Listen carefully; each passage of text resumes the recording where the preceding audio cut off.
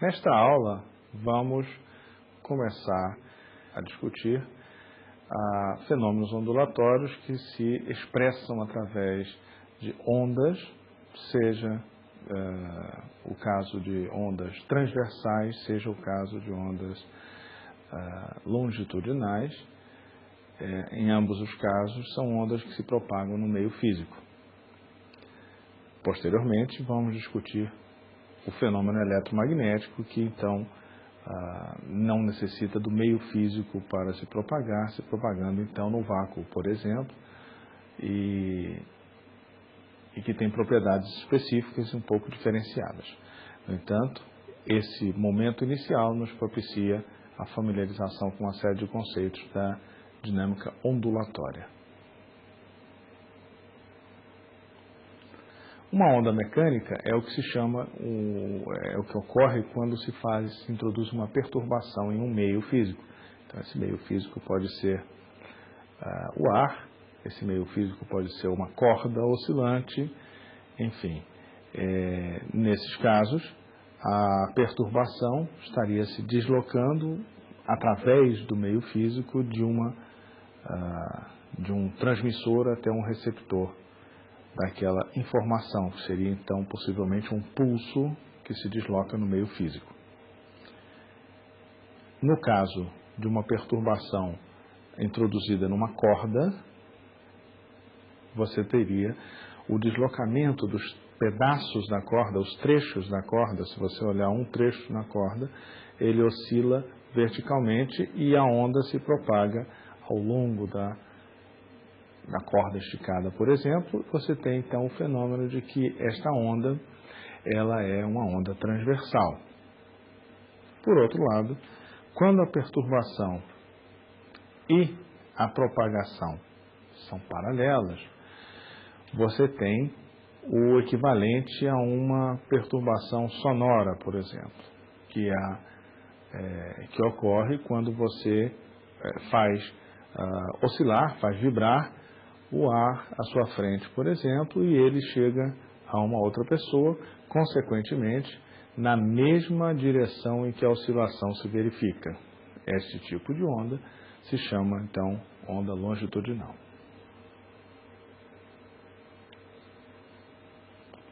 Se você acompanha esta perturbação, ou um pulso que se move com uma certa velocidade no meio físico, você pode observar que existe, então, uma função da onda que se propaga naquele meio físico, ou seja, uma função que descreve aquela perturbação. Se a velocidade é constante, uma função na forma x menos vt atende ao requisito de acompanhar a forma do deslocamento, a forma da perturbação durante o seu deslocamento com velocidade v. Diz-se, então, que uma função da forma f de x menos vt é, então, a função de onda desta perturbação. Naturalmente que se a perturbação se mover na direção contrária, a velocidade muda de sinal. Você teria, então, uma função na forma f de x mais vt.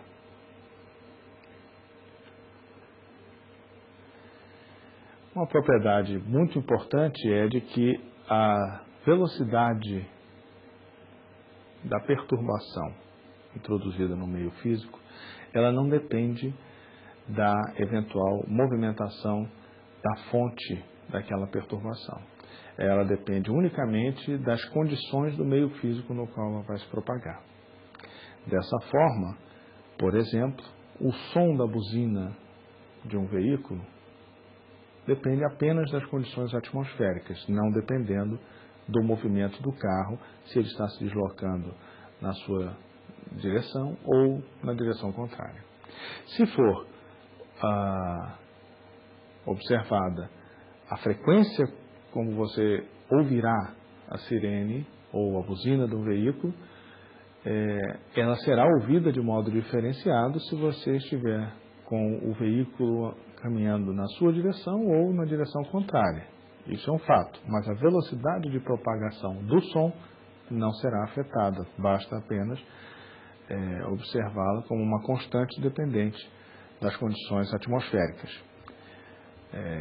No caso de uma corda vibrante, também um meio físico no qual ocorre a propagação de ondas, você vai ter, quanto mais tensionada esta corda, quanto mais esticada, maior a velocidade de propagação.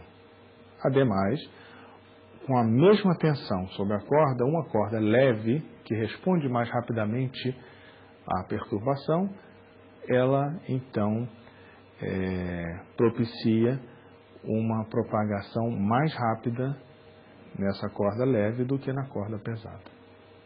A corda pesada significando uma corda cuja densidade de massa linear ao longo da corda seja maior. Efetivamente, se a força de tração for F índice T e M for a densidade de massa por unidade de comprimento, a velocidade da onda nesta corda é expressa pela raiz quadrada de 1 menos força de tração dividida pela densidade de massa.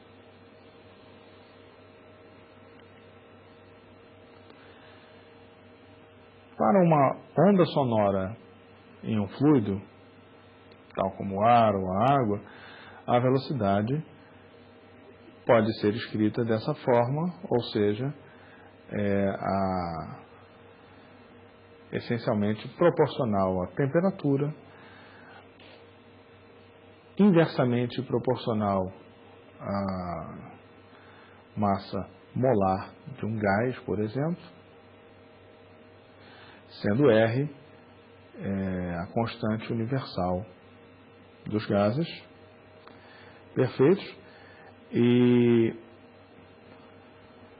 M um fator que depende da composição do gás observado, por exemplo, que se for o caso de um gás diatômico, como oxigênio ou nitrogênio, ele assumiria o valor 1,4, e no caso de um gás monatômico, como é o caso do hélio, ele teria um valor diferente de 1,67. Obviamente, quando se falar da velocidade do som no ar, vamos estar falando de um valor próximo ao valor observado para a composição por oxigênio ou nitrogênio, já que esses são os componentes principais do ar atmosférico. Por exemplo, você pode calcular a velocidade do som no ar para temperaturas diferentes. Evidentemente, como a temperatura deve ser expressa em Kelvin, em graus Kelvin, você poderá então fazer proporções das temperaturas envolvidas e obter velocidades do som a partir de uma das velocidades do som para uma temperatura. Você pode, através de simples proporções, obter imediatamente a velocidade do som em outras temperaturas.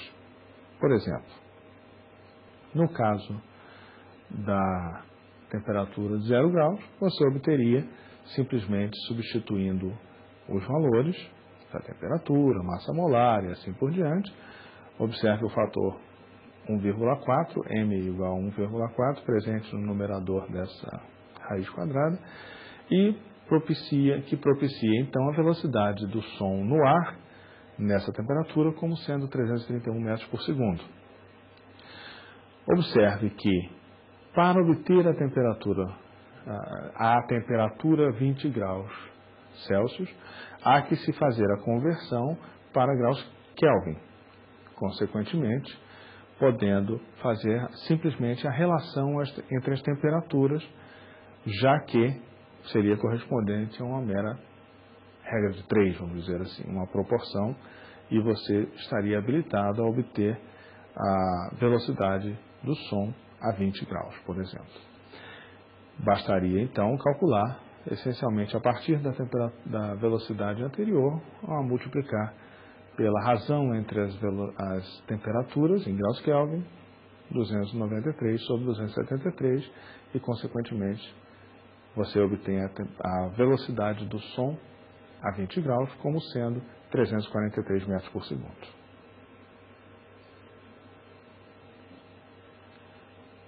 Você pode aplicar as leis de Newton a trecho da corda vibrante, por exemplo, e escrever as equações que descrevem o deslocamento dessa porção da corda vibrante,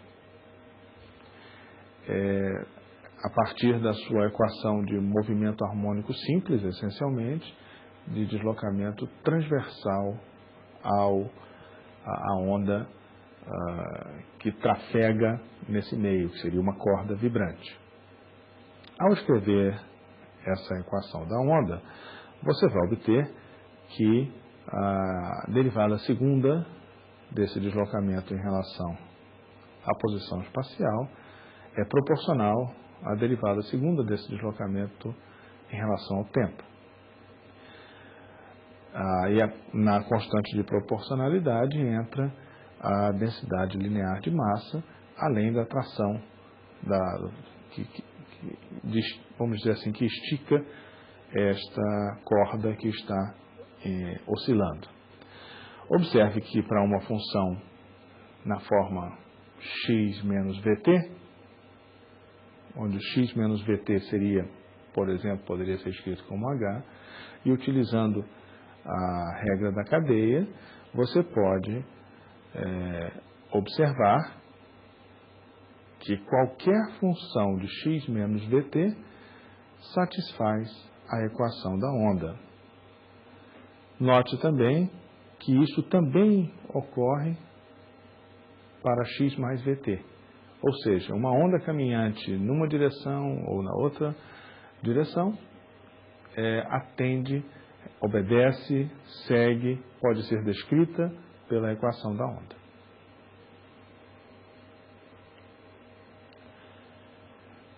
Se uma extremidade da corda que você está, por exemplo, segurando é balançada para cima e para baixo num movimento periódico, você vai dizer que uma onda periódica é criada neste meio físico, que é a corda, e se propaga através dela. Se uma onda periódica se propaga através de um meio, cada ponto desse meio segue um movimento periódico. Uma onda harmônica, ela é tal que cada parte desse meio se movimenta num movimento harmônico simples. E é importante saber que todas as ondas podem ser obtidas por meio de combinações de ondas harmônicas. Ou seja, a onda harmônica é uma onda que tem o período e a frequência bem definidos e ela tem um suporte abrangente o suficiente para que nos permita, através de combinações de ondas harmônicas, produzir qualquer perfil de perturbação. Estas ondas se caracterizam por terem frequência e comprimento de onda bem definidos, sendo que o comprimento da onda é a distância mínima após a qual a forma desta onda se repete, sendo a frequência o número de oscilações por unidade de tempo. Observe, então, nessa representação pictórica, esta onda harmônica, cujo comprimento de onda é lambda, ou seja, o lambda é então a diferença em distância entre dois picos, ou mesmo que dois vales desta onda periódica. A amplitude desta onda, no caso, é de valor A, e esta onda se desloca no sentido dos x positivos, consequentemente com a velocidade v de módulo maior do que zero.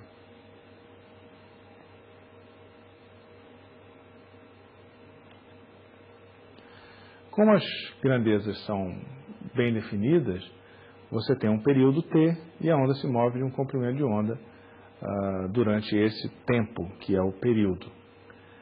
Portanto, a gente diz que V igual a lambda F ou V igual a lambda dividido por T. T, então, é o período que é o inverso da frequência.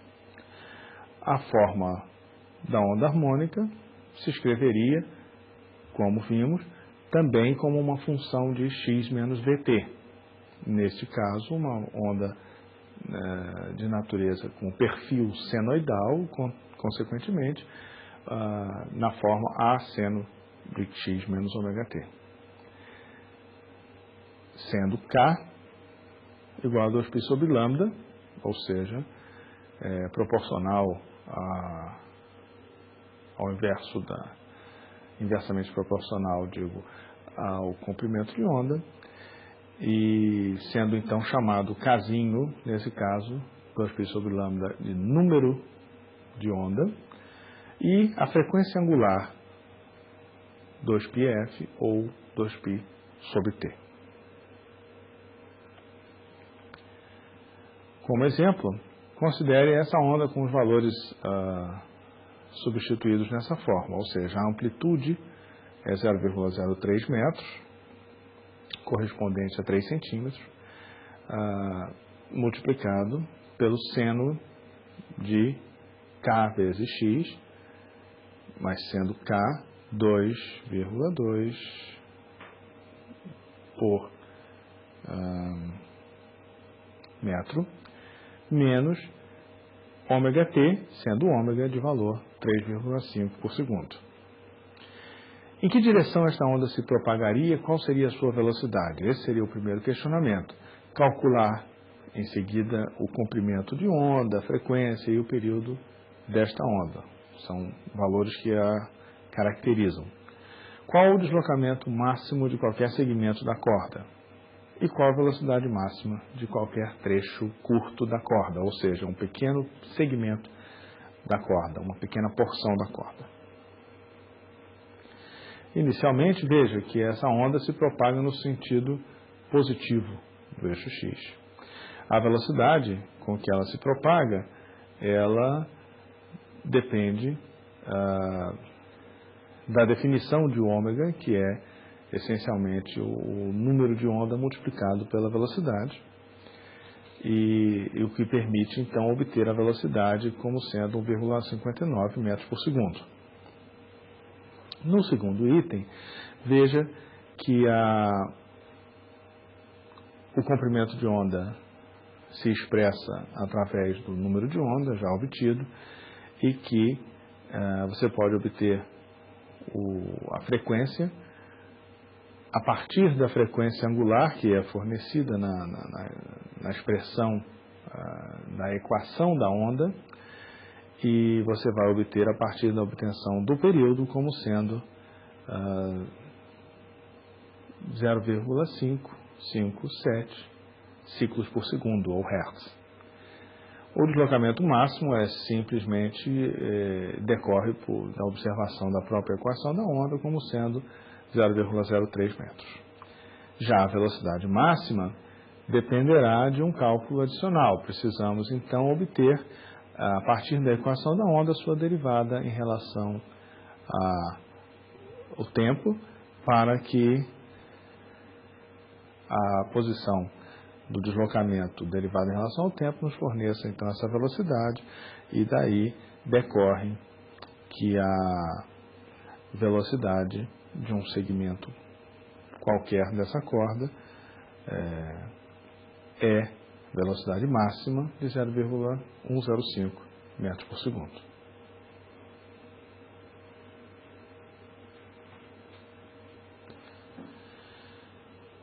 Qualitativamente, você se recorda naturalmente que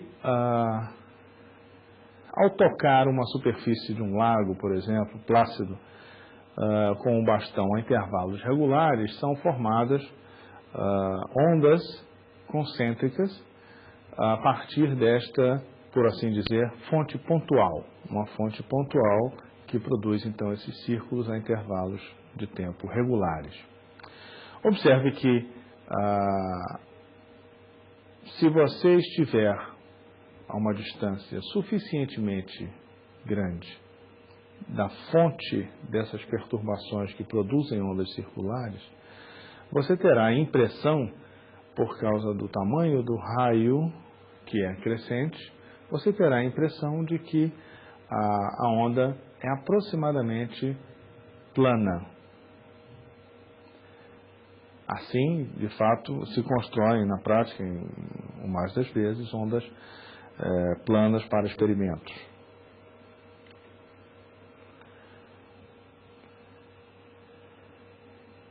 Se uma fonte pontual emitir ondas uniformemente em todas as direções, como foi o caso ilustrado anteriormente em relação ao lago, a energia a uma distância r desta fonte, já no caso tridimensional,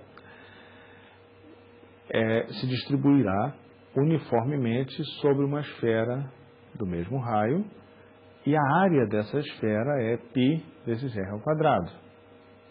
Portanto, a potência média por unidade de área, que incide perpendicularmente à direção de propagação, é chamada de intensidade.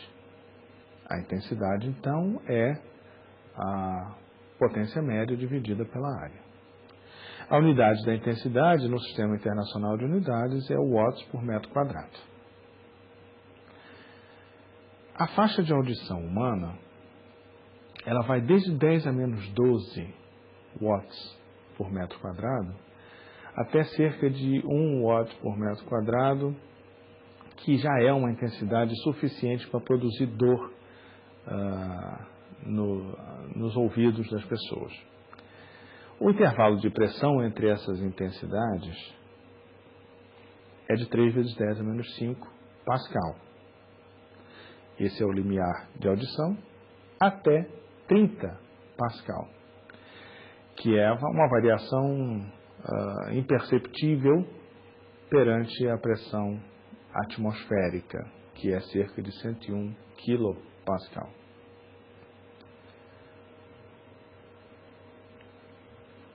O nível de intensidade que gera uma percepção de sonoridade não é proporcional à intensidade do som, mas sim tem um comportamento, uma descrição, vamos dizer assim, logarítmico. O nível de intensidade, digamos, beta, de uma onda sonora, medido em decibéis, ele é definido como 10 vezes o log da intensidade dividida por uma intensidade de referência.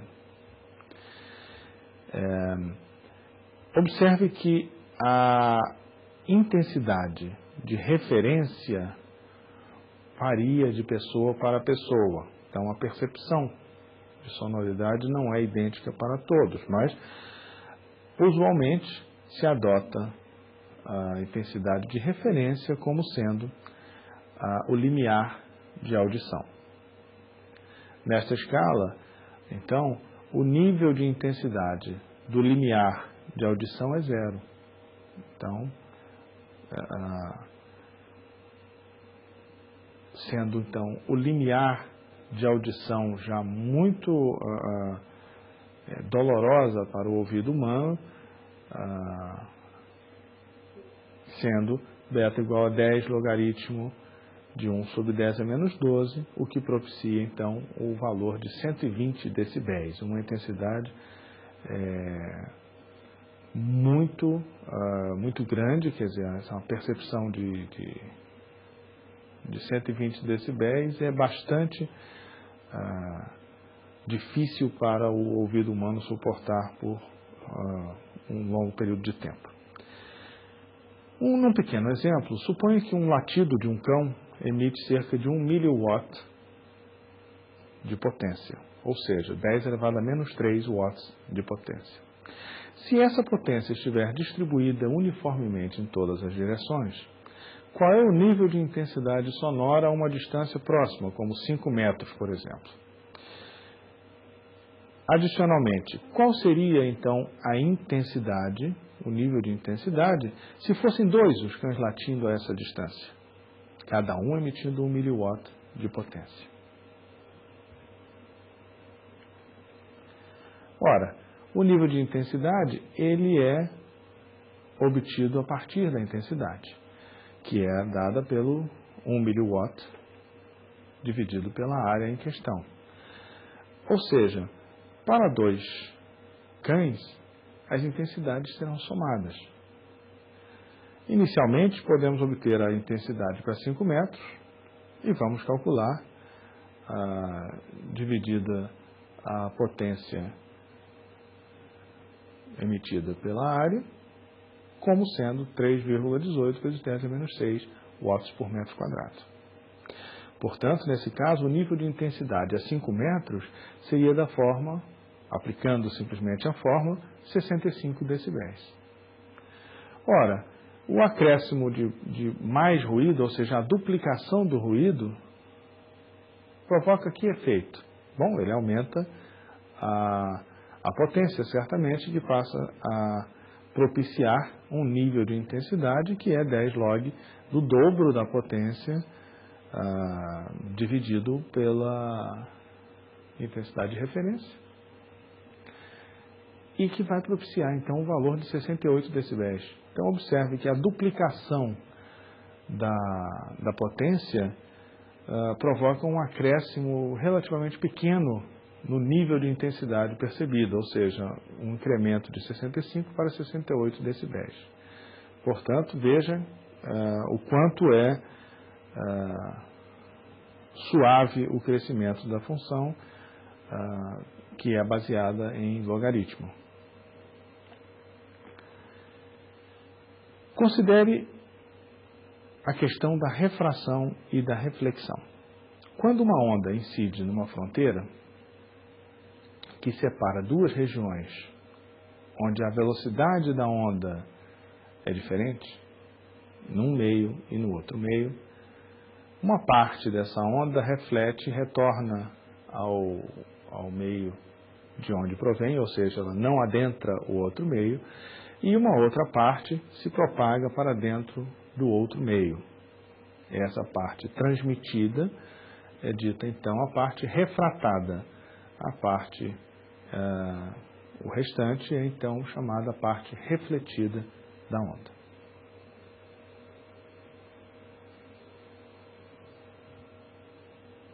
Naturalmente que, num caso geral, tridimensional, a fronteira entre duas regiões de diferentes velocidades de onda é uma superfície. Pode ser o caso, por exemplo, de uma superfície sólida ou líquida, através da qual a propagação de uma onda sonora vai se dar. Uma perturbação dessas, que então seguiria o que chamaríamos um raio transmitido, se aproxima ou afasta da normal a superfície separadora entre os dois meios.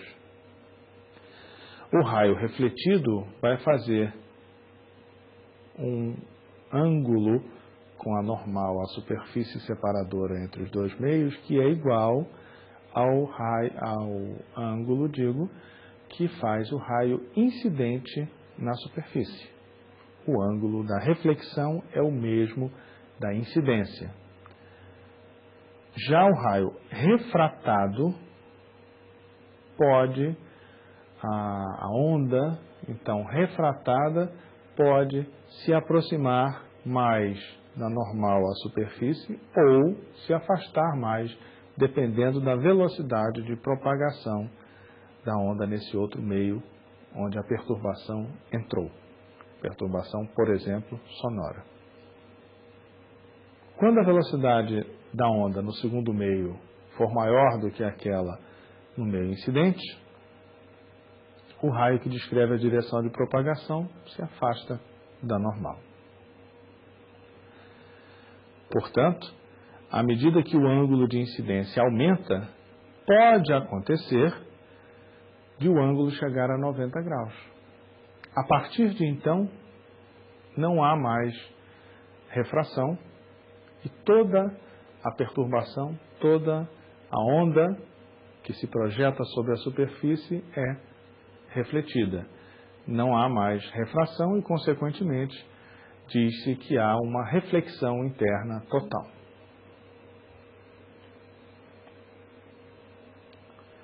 No caso da difração, observe que trata-se de um fenômeno tipicamente ondulatório, em que se uma fonte de ondas projeta uma onda que passa por um obstáculo, por uma região, uma fenda, onde esta perturbação tem comprimento de onda semelhante ao do local por onde ela vai passar, existe uma interferência, existe uma alteração no estado desta perturbação. Ela é afetada pela passagem por esse obstáculo, por essa fenda. Se, no entanto, o comprimento de onda é muito pequeno e você tem, então, uma fenda de um certo tamanho, um comprimento de onda muito menor, a passagem daquela perturbação por aquela fenda, por exemplo, é como se ela basicamente ignorasse aquela fenda, tratando-se de um objeto muito grande que ele desconhece e passa adiante sem ser fortemente perturbado. A perturbação se limita às bordas do obstáculo, vamos dizer assim. Sendo assim, em ambos os casos existe a presença da chamada difração.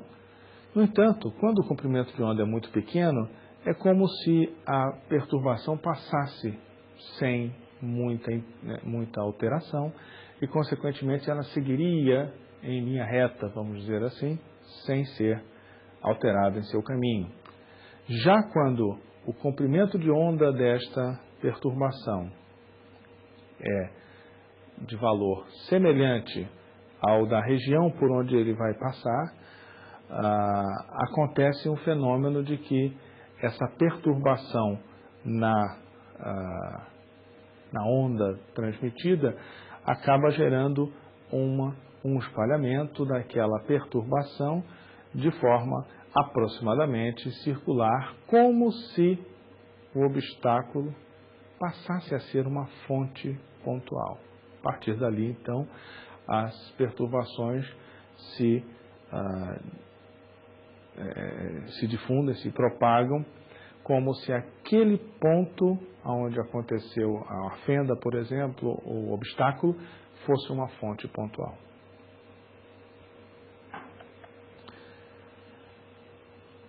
Quando acontece de uma fonte de ondas, produtora de ondas, e o receptor desta onda, desta mensagem, desta perturbação no meio físico, estarem em movimento relativo, acontece um efeito muito curioso, muito interessante, de que quando a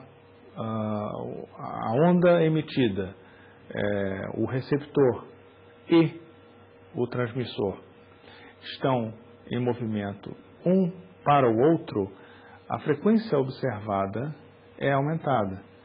Quando, no entanto, receptor e transmissor se dirigem para direções opostas, observa-se que existe uma redução da frequência da perturbação, da onda emitida pelo transmissor, assim como ela é percebida pelo receptor. Como ilustração, veja que se você tem um receptor estacionário e uma fonte de ondas se movimentando na direção dos valores x positivos, você vai ter o seguinte.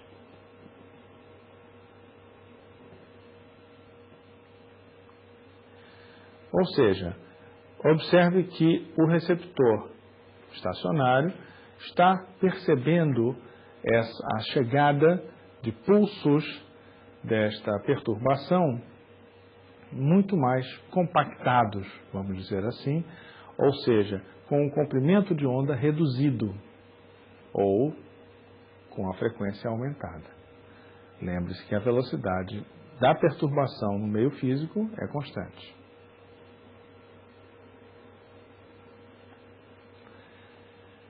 Como exemplo, vamos considerar a frequência de uma buzina de veículo, por exemplo, como sendo de 400 ciclos por segundo, ou seja, 400 Hz.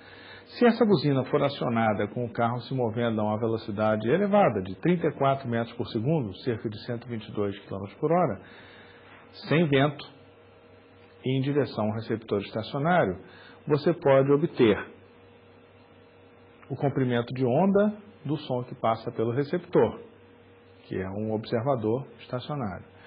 A frequência da recepção do som da buzina, considere nesse caso que a velocidade do som no ar tem o valor de 340 metros por segundo. E pode-se descobrir também o comprimento de onda do som que passa pelo receptor e a frequência de recepção se o carro está parado quando a buzina é acionada e o receptor se move com a velocidade de 34 metros por segundo em direção ao carro. Inicialmente, como vimos na ilustração anterior, as ondas na frente da fonte estão comprimidas, ou seja, o comprimento de onda aparece reduzido na forma de μ igual a V menos US dividido pela frequência da fonte sonora, ou seja, 0,765 metros. A frequência de recepção para o receptor estacionário poderá então ser obtida a partir da frequência de transmissão, como sendo aumentada conforme a figura, ou conforme o texto, ou seja, com a relação da velocidade de transmissão dividida pela velocidade reduzida pela velocidade da fonte. Ou seja, 340 menos 34 e no denominador, e você obterá então 444 Hz. Então veja que a frequência é aumentada. No terceiro caso, na vizinhança do receptor, então o receptor estacionário que está recebendo a mensagem, você teria então o comprimento da onda como sendo V menos velocidade do receptor dividido pela frequência da fonte, e aí você teria então 340 metros por segundo por 400 ciclos por segundo, propiciando então 0,850 metros, sendo então a frequência de recepção correspondente a 440 ciclos por segundo.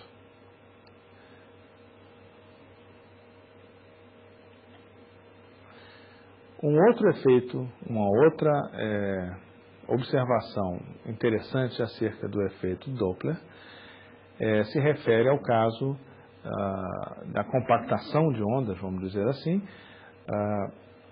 no caso de uma velocidade supersônica. Observe que então a velocidade tem que ser a velocidade do som no meio material, ou seja, no caso o ar, tem que ser a mesma, dadas as mesmas condições atmosféricas, e você vai ter as frentes de onda comprimidas de tal maneira que a frequência aparece aumentada. Só que no caso do avião supersônico, que voa, neste exemplo, da esquerda para a direita,